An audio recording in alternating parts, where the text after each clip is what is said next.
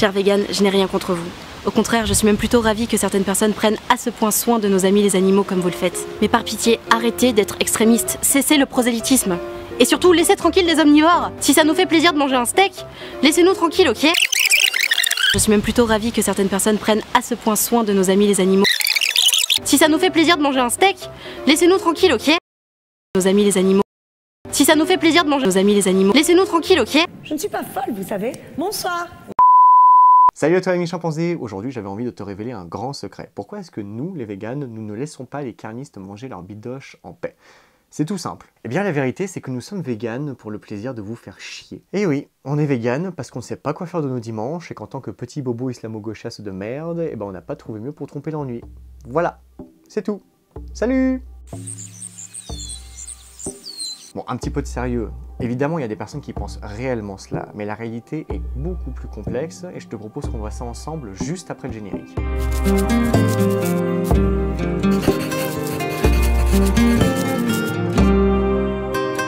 Alors, avant de commencer, je dois te faire une petite révélation. Il se trouve que j'ai été carniste. Et oui, et ce n'est pas une insulte, c'est juste un état de fait, une constatation. Une personne carniste est une personne qui croit, et j'insiste sur le mot croire, qu'il est moral et ou indispensable de consommer des produits d'origine animale. Quand même tu sais, la chaîne alimentaire, les protéines, on a une intelligence supérieure, les protéines, nos ancêtres le faisaient, les protéines, les Inuits peuvent pas être véganes, les protéines aussi. Les animaux sont tués humainement, les protéines. Qu'est-ce que j'ai oublié? J'ai parlé des protéines? Bref, ce furent mes croyances à un moment donné de ma vie, j'ai donc été carniste, c'est QFD. Là où je veux en venir, c'est que je saisis parfaitement l'incompréhension qui tourne autour du véganisme, car j'ai moi aussi grandi dans une société où il était plus que normal de consommer des animaux, de les tuer, tout en prétendant être leur ami. Et j'ai moi aussi été bercé de publicités où on pouvait constater de visu que les animaux étaient heureux de nous servir et de finir dans nos assiettes.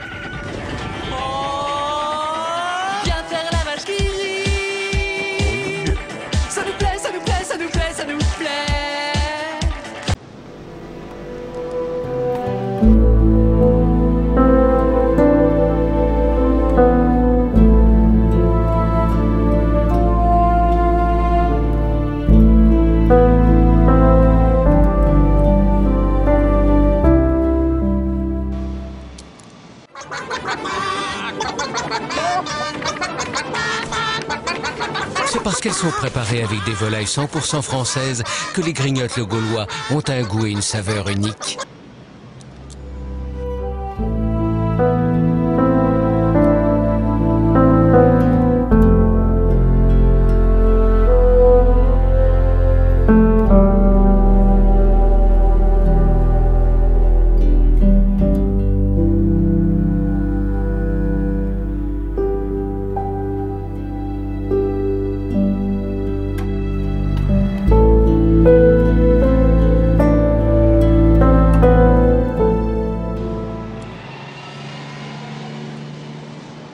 Être un père, c'est dur. C'est courir comme un acharné. C'est mouiller sa chemise si nécessaire. Oui.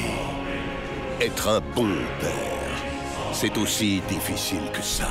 Sans oublier le sens du partage. Pendant un mois, j'ai mangé au McDo. J'ai pris 11 kilos. Mon foie est devenu gros et mon cholestérol a grimpé de 0,65 g par litre. J'ai doublé les risques de maladies coronariennes. Je suis 2 fois plus menacé par la crise cardiaque. Je me suis senti déprimé et épuisé. Mon humeur était variable et ma vie sexuelle était inexistante. Alors tout ça, c'était des mensonges? Eh ben ouais. Non, attends. Si, tout ça c'était des mensonges. Ciao! Non, et puis en plus, en vrai, on le sait que c'est parce qu'elles ont une vie de merde que les véganes viennent nous sermonner.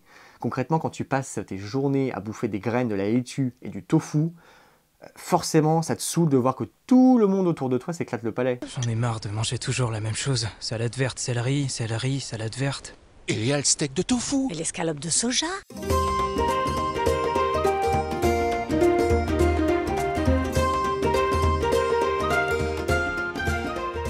Et enfin arrive l'argument absolument imparable. Tout le monde le fait. Tout le monde mange ou utilise les autres animaux. Si jamais c'était aussi horrible que cela, alors pourquoi est-ce que 99% de la population mondiale le ferait? Eh bien c'est un argument intéressant auquel je répondrai par une question. Penses-tu qu'il soit acceptable d'asservir, d'exploiter et de tuer un être innocent, capable de ressentir des émotions, d'avoir des sentiments, des objectifs de vie, aussi humbles soient-ils, et qui, surtout, ne voulait pas mourir? Si tu as répondu non, alors dans ce cas, tu fais partie de la grande majorité de la population humaine. Tu es un être moral, doué de compassion et d'empathie. Félicitations! Mais si tu as répondu oui, alors s'il te plaît, quitte cette vidéo et va donc tirer les moustaches d'un tigre qui dort. Merci. Asservir, exploiter et tuer les autres animaux est-il moral? Rappelle-toi donc la phrase que j'ai dite un peu plus tôt, car nous allons voir ensemble maintenant pourquoi est-ce que les autres animaux correspondent parfaitement à cette description. L'innocence. Les animaux que nous exploitons sont des êtres innocents, dans le sens où ils ne nous ont jamais rien fait. Le cochon ou le poisson qui finissent dans notre assiette sous forme de saucisse ou de papillote ne nous ont jamais attaqués, insultés ou manqué de respect, même en tant qu'espèce. Les visons et les vaches dont nous portons les peaux non plus, et il en est de même pour les chiens et les singes que nous massacrons dans les laboratoires pharmaceutiques.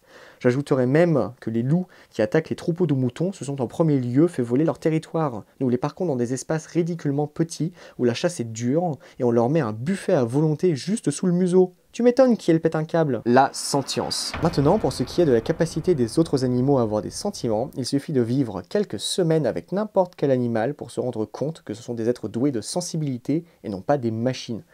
Merci Descartes. La plupart des gens pensent qu'un cochon ne doit pas être un animal de compagnie. Je suis complètement en désaccord avec ça. Je trouve qu'ils sont des animaux extraordinaires. Ils sont affectueux, propres. Beaucoup de personnes les considèrent tout simplement comme un morceau de viande. Et c'est honteux. Tous les éleveurs et éleveuses te le diront, leurs animaux ont une personnalité, certains et certaines sont timides, tandis que d'autres sont d'un tempérament combatif ou joueur. Les autres animaux sont capables de ressentir des émotions, comme ce chien qui refuse de continuer à donner la patte gratuitement, alors que son camarade reçoit une croquette à chaque fois et est terrassé par un terrible sentiment d'injustice. Et surtout, les autres animaux sont capables de ressentir la douleur. Et même s'il y a des études qui le prouvent, était-il vraiment nécessaire de faire des tests en labo pour le découvrir ? Un peu de bon sens y suffit. Les autres animaux ont des yeux pour voir, des oreilles pour entendre, une bouche pour se nourrir, un système digestif pour digérer, un anus pour déféquer, exactement comme nous. Mais par contre, ils auraient un système nerveux qui ne sert à rien et un cerveau qui serait juste là pour faire joli. Tous les vertébrés possèdent les structures nerveuses primaires intervenant dans le traitement de l'information nociceptive, c'est-à-dire spécifiquement liées à la perception de la douleur. Et enfin, scoop, les autres animaux sont parfaitement capables d'avoir des objectifs de vie, d'avoir des plans et même de ressentir des émotions. Je te laisse un petit peu de lecture dans la barre d'infos, ainsi qu'un petit reportage Arte. Les autres animaux ne veulent pas mourir. Et enfin, s'il te fallait une preuve que les autres animaux ne veulent pas mourir, en voici une.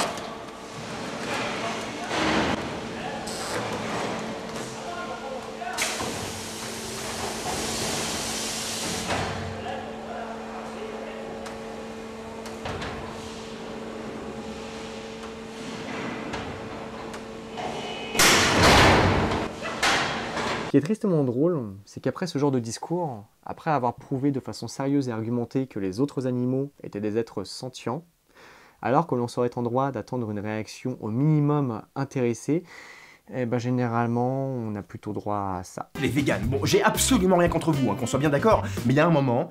Cassez pas les couilles, cassez pas les couilles, cassez pas les couilles, non, cassez pas les couilles. Si je veux taper une entrecôte, je tape une entrecôte. Moi, je te fais pas chier quand tu manges tes buissons et tes graines, donc laisse-moi tranquille. Alors... Et non, désolé Jérémy, on va continuer de vous enquiquiner. Et si tu ne vois toujours pas pourquoi, alors j'ai une petite question pour toi. Si tu te retrouvais face à une injustice et que tu avais l'opportunité de t'y opposer, ne le ferais-tu pas ?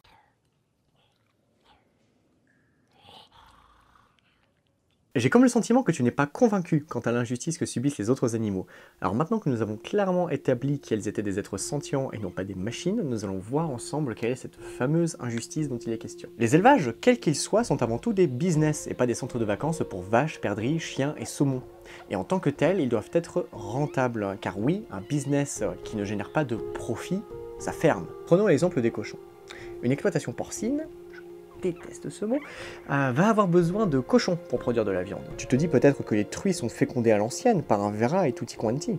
Mais que nenni, quel gâchis ce serait! Avec un seul éjaculat, on peut inséminer des dizaines de truies. Alors plutôt que de laisser perdre ces torts blancs, on va plutôt branler les mâles reproducteurs et récupérer leurs semences dans des vagins artificiels qu'on diluera ensuite avec de l'eau, ce qui permet en très peu de temps de féconder un très grand nombre de femelles. Et oui, j'avais bien dit qu'on était dans un business. Après avoir masturbé le mâle et dilué sa semence, on va mettre tout ça dans une sonde qu'on va vidanger dans le vagin d'une truie. Et tada! 3 mois, 3 semaines, 3 jours, 3 heures, 3 minutes et 3 secondes plus tard, environ, on a une portée d'une douzaine de petits porcelets tout roses et tout mignons. Cette opération aura lieu 2 fois par an, jusqu'aux 33 mois de la mère environ, où elle ne sera plus considérée comme assez productive, on l'enverra donc se faire abattre pour se faire un dernier petit profit sur son dos. Pendant le mois qui suivra la naissance, les petites téteront goulûment leur mère, puis viendra la séparation. Le sevrage. Certaines des femelles seront mises de côté pour devenir reproductrices, subissant ainsi le même sort que leur mère. Et les autres seront enfermées dans des hangars à caillebotis où elles vivront dans un espace ridiculement petit. On les engraissera ensuite avec de la nourriture solide jusqu'à leurs 6 mois environ, âge auquel la majorité d'entre elles auront atteint leur poids d'abattage. On les enverra dans des bétaillères pour se faire massacrer dans un abattoir, alors qu'on a déjà vu des cochons atteindre l'âge vénérable de 25 ans. Mais avec une moyenne tournant plutôt autour des 18 ans, on peut constater que l'on tue ces animaux à seulement 1/36e de leur vie. Est-ce qu'on ne nage pas en pleine injustice là? Des êtres vivants, capables de ressentir l'amour, la joie, mais également la détresse et la douleur, sont parqués toute leur existence dans des hangars ridiculement petits, séparés de leur mère et de leur enfant, privés de lumière et de liberté avant d'être tués dans la douleur, le tout pour un simple plaisir gustatif. Ça ne peut pas te laisser de marbre quand même, hein? Toujours pas convaincu on dirait. Bah écoute, en haut à droite, tu peux trouver un dossier d'une demi-heure que j'ai réalisé sur les méthodes d'élevage à la française. Tu y verras la triste vie d'une vache à lait dans son intégralité avec force preuve et force vidéo. Bon visionnage. On ne tue pas les autres animaux pour notre plaisir, mais pour notre santé. Toi, je t'avais vu venir de loin. Apparemment, il faudrait absolument consommer des produits animaliers pour pouvoir être en bonne santé pour la survie de notre espèce. Bon, déjà, j'aimerais bien comprendre en quoi porter du cuir, de la laine et de la fourrure serait indispensable à la santé quand on sait qu'il existe des alternatives en chanvre, en lin ou en coton. Ou quel serait le rapport entre notre santé et le fait d'aller voir des animaux en zoo ou en aquarium. Non, parce que c'est vrai qu'en plus, quand on va à McDo, quand on va à Domino's Pizza ou quand on s'en fait une raclette, c'est pour notre santé. C'est évident.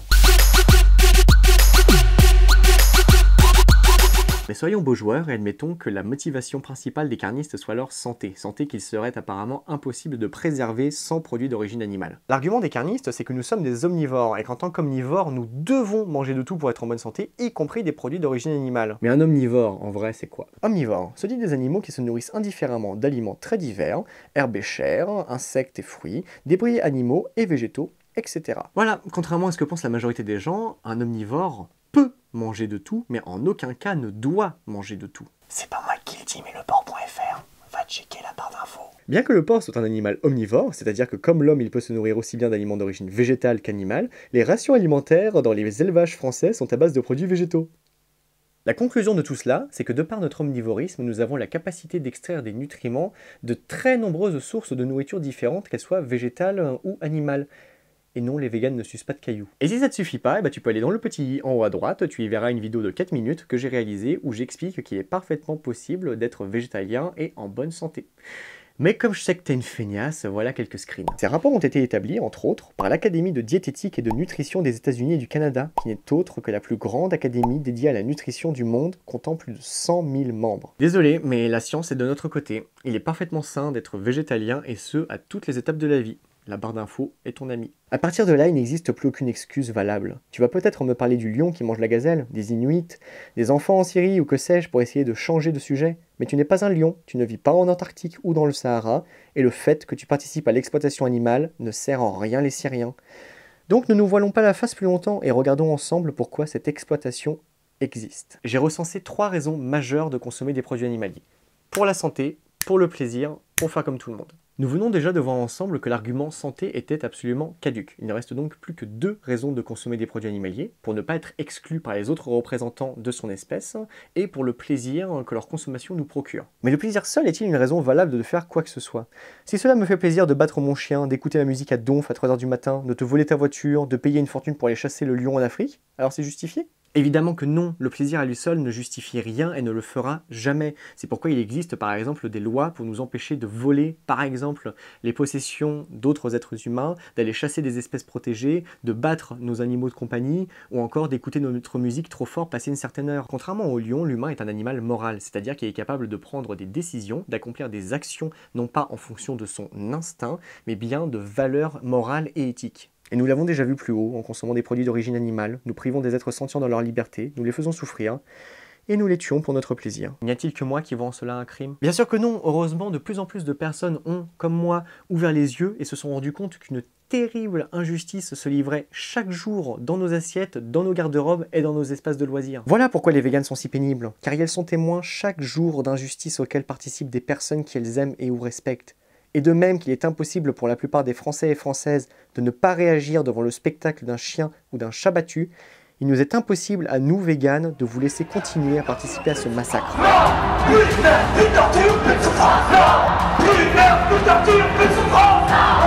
de sang versé!